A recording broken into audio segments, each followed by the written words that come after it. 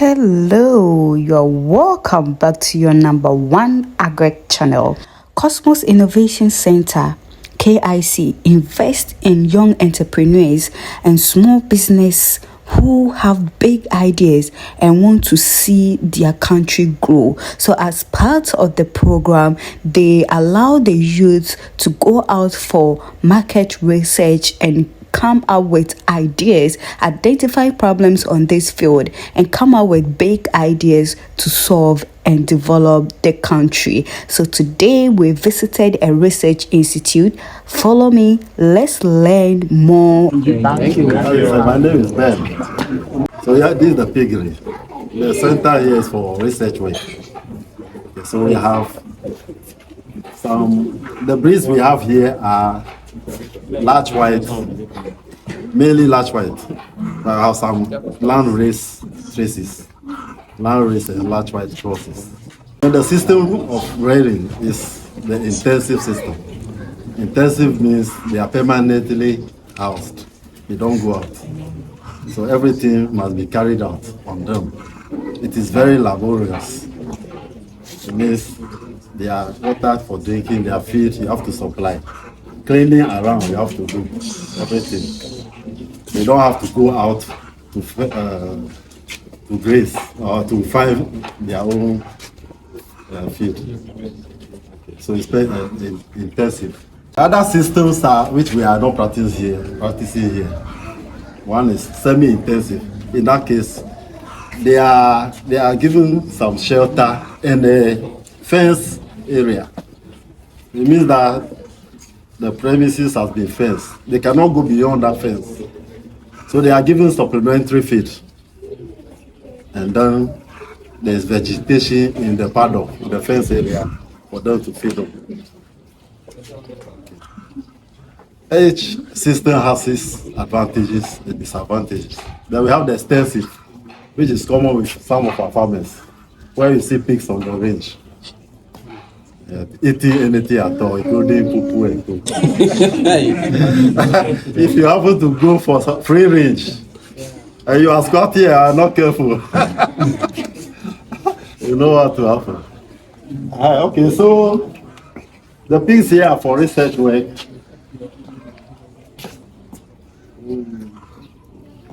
For now, we have about 300 of them, including the young ones. Somebody was asking. 300, they are, including the young ones, the very little ones. I can show you one. Who is good at it? You can come here. There are some. Those who have been here before. You are my friends. Where are you? Just speak because I'm in this set. Just speak one by one. Okay. I hope someone aggressive type. Maybe that's what they do.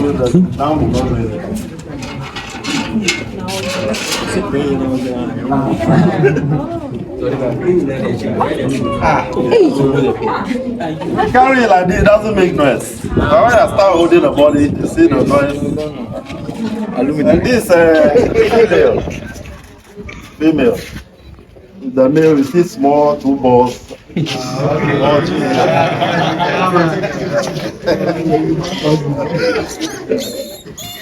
So these are the teeth. The teeth, nipples of the breast. We call it teeth. Then we are selecting for breeding. If we are selecting for breeding, I'm not squeezing the neck. We are selecting for breeding.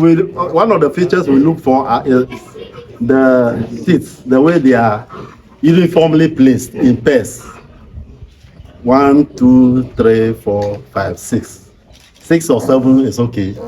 It means they can take care of about 14 piglets at a time. Even if there are more, they will survive. It must also be very strong animal with strong feet, because when they are crossing, the male mounts the female. And the male can mount and be on top for more than 15 minutes. If the female, the hind limbs are not strong, it cannot stand. If the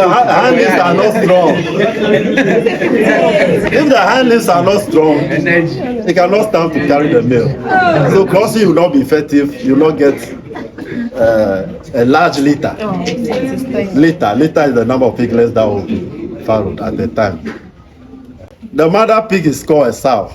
The father one is a boa. The young female is a gilt. Young female is gilt. The young male is a boa, a young boa. When we castrate, we call it hog. The younger ones, like this one, is called unweaned piglet. It has not been weaned. So piglet, but unweaned piglet. If we wean it, we call it weaned piglets. Weaning means separating. They are grown enough to rely on only feed. They will no longer breastfeed. So we separate them from their down. I want to know why you mainly chose the land race and the large whites. Okay. Our local breeds are not. They are not. They are very small breeds. Very small breeds, and they don't grow fast. The whites have been able to develop their race so that they grow bigger. What I've learned that they have done is that if you look at our local breeds, Ashanti Black, the pig is generally wedge shape, rectangle with one side, or let's say rectangle with one side narrow and the other side wide. We call it wedge. I think you know it. Okay, so if you watch our local breeds have the chest area bigger than the back. And the chest area is full of bones, so you only get many bones there. And the whites have been able to develop it such that the back rather is the bigger side. And that area contains more meat, muscles. The chest area is only bones, rib cage, and whatever. It's an improved breed. They are prolific. It means they can give birth to many times, very often. And they can adapt to our environment here too. The tropical, large white, and the large race. We've tried some Duroc, but they couldn't survive there. So many abscesses, leg swellings, and poop. So we have to go away with them. Are you okay? So adaptability is a key factor. Yeah. The reason why you go to many farms and you see only large white is adaptability. Tried the Duroc and the other breeds. Survival. Prolific. Yes, sir. I want to know, sometimes when they farrow like this, there's that tendency for the mother to like cannibalism. Or sometimes see them rejecting the piglet from suckling. What could be the cause possible?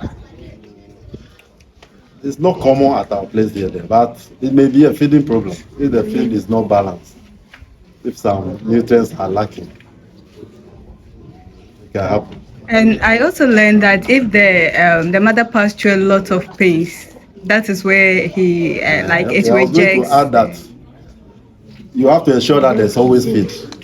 The day to the next day, the day to the day to farrow, it may not feed because it's a labor more or less. Okay, so if there's no feed and it finishes farrowing, and usually they farrow around dawn. And it's natural for them to eat part of the placenta, the coverings of the young one. But if there's no feed, once it finishes farrowing, it becomes very hungry. And if there's no feed, it will feed on some of the piglets. It must survive. So it will feed. And if you also wrongly or you didn't feed it the previous day, then it's hungry. So it will feed on the placenta and some of the piglets. Piglet deaths are common. If you look at this structure here, this type of building is an old type. This one is as old as the University of Ghana. But over there, you can see that one is more modern than this one. So you can see this one is all a chamber something. It's not common these days. Now we have one pen, about 10 by 11 or 11 by 12. It's okay for a sow and a boar, or for a sow and its 14 piglets. Or 16 piglets, they can occupy that place. So what you see here is called a guard rails, farrowing guard or guard rails. If you are having one pen, it's not a whole chamber. You can cover 3 walls like this. And if you cover 3 walls, then you have the drinking and the feeding trough on the other wall. You can also squeeze, or you can bring the drinking trough here and make a gate. Okay, the guard race is used to prevent what I call overlaid. It's a very common factor thing that happens to the dam lying on the piglets. What their pigs are generally used to lying or resting along the walls. They go to the wall because they lie down. If the piglets are there, they lie and they are weight. The piglets get their rib cage crushed or they suffocate. So a lot of piglets die through that. So to prevent that, use the guardrails. It's about 10 inches from the wall and about 1 foot high. And then it's recovered. So the dam can only lie against it. You cannot go in between here. So the piglets are safe on the walls. So that's one of the things to prevent piglet deaths. Other things include teeth clipping, iron injection to prevent anemia, shortage of blood. And that is due to the fact that the iron content of the milk of the dam is insufficient for the piglets under the intensive system. Okay, so you have to supplement by giving them iron injection. So with the iron, I learned that you have to sterilize red soil and give it to them after labor. Is it true? The other ways, various ways of preventing. We have not practiced that before, so I don't know much about that one. But what I know is that they get iron from the soil. So under the semi-intensive and the extensive, you don't need to give the iron. Because the piglets are exposed, or they have access to vegetation. They can get sufficient iron from the grass and the roots of the grass. So you don't need to give iron. See, the thing you should note is that if you are giving red soil, what quantity of red soil will you give that will meet its iron requirement? It's the same way they'll tell you can give plantain. But how many? Not quantity. Is it the whole bunch? So you should look at all those things. But soil and vegetation, if the animals are open to it, that one and the semi-intensive, they are okay. But that the intensive, no, you must supplement. Some are in the form of a paste. Before the suckle, you smear it on the teeth, so they will lick it as they are breastfeeding. You know that pigs too don't have sweat glands. Yes, so with direct sunshine on them, we want to reduce that as much as possible. That is why always you see the orientation of the buildings. And to add to it, that's why we use wallow. In the farrowing, where we are, these are farrowing pens, maternity, more or less. Maternity when they ward. give birth, where you saw them, we have winner pens. I didn't go there, the other end. Okay, so here we have an individual where it is lying, it's a wallow, you can put water in it. And then the other area is dry for them to rest over there too. So this is the wallow. It's also a wallow. So they have a problem because we have that this thing, perception that pigs are dirty. They are not actually. If you go around and walk, observe, you see that the feeding area, this is where they come and defecate. They know that they are supposed to. And they keep that place neat and dry where they rest. And because of the temperature control, they don't have sweat glands. That's why you can bath it as neat as anything, but if it sees mud, it will enter. Just to control his body temperature. And they're also fatty. The fat layer, when they grow, is thick. So I want to know when is the ideal time to feed the smaller ones, the piglets. The ideal time to feed them. There is 8 weeks. 8 weeks. That's 2 months. But if you give them crib feed, you can win them around 5-6 weeks. In that way, you shorten the reproductive system. the You win time it will early, take to yes. farrow the next time after 1 liter. You are going to win at 8 weeks, which is 2 months. 1 month may pass before you cross it again. And if you cross it, it's going to be pregnant for 3 months, 3 weeks, 3 days. It's almost 4 months. So it's like about 6 months time or 7 months time before it will farrow again. So you win the 2 months, 1 month time you cross it, another 4 months, 7 months time before. If you win them earlier, you have shortened that period. So you can have more piglets. And then my final question is with the feed. Most often these days, people don't like pork with a lot of fat. So how do you feed them so that they don't develop too much fat? Our feed is balanced. I tell you for them. We don't have fatty. Please don't put on much fat. And the demand too is so high that they don't stay here to be so huge. People are always buying. So we have wheat, brown, maize, soya, or fish meal. And the feed additives, lysine, methionine, vitamin, premix, all mixed up. Those were the things. So the creep feed that I mentioned is richer. The richer the feed, the more protein the feed contains, the more richer it is. And growing pigs need more protein. So that, as I said, 5 weeks, if you give them between 20 to 22% protein, they grow faster, you can win them earlier. So let me give them. So you are going to prepare business solutions. So ask business related questions like the major problem is, I think, is procurement. The government system is difficult. The government system is difficult to buy things on time. The things delay.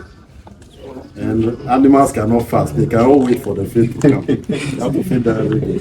and I will give them The process to buy maize, and it takes a very long time before it comes. And even they want to insist that you use the procurement law. The procurement law says that you must source your thing from 3 sources. 3 different, you get invoices. 3 invoices. And then they will pick one for you, you go and buy from them. And it should be a VAT registered. VAT registered invoice. And imagine, I've taken from 3 of you and I buy from her. The next time, maybe I still buy from her. And I always asking you for VAT invoice. Will you give me? so How do you get the invoice? those of you who don't get it, this is a government institution. So for them to buy anything, they have to go through a certain process, which is regulated by law, which is called the Procurement Act. So that's what he's talking about, and that's their challenge.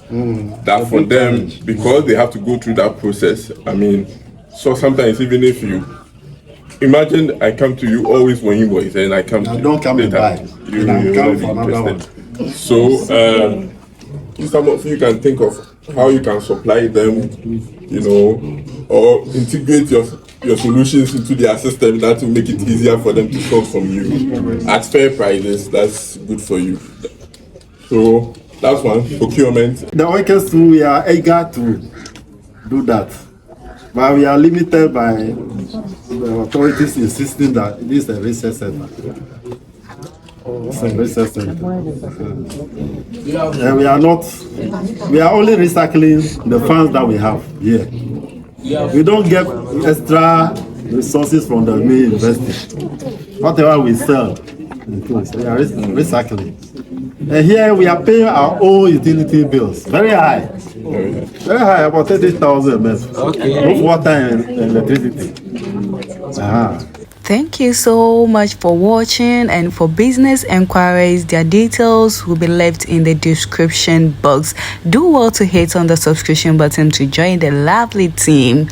Everything Agric, yes, the best Agric channel. And don't forget to give me a thumbs up. Leave a comment at the comment section. Let's be interactive. Let's discuss whatever your question is, what you don't understand.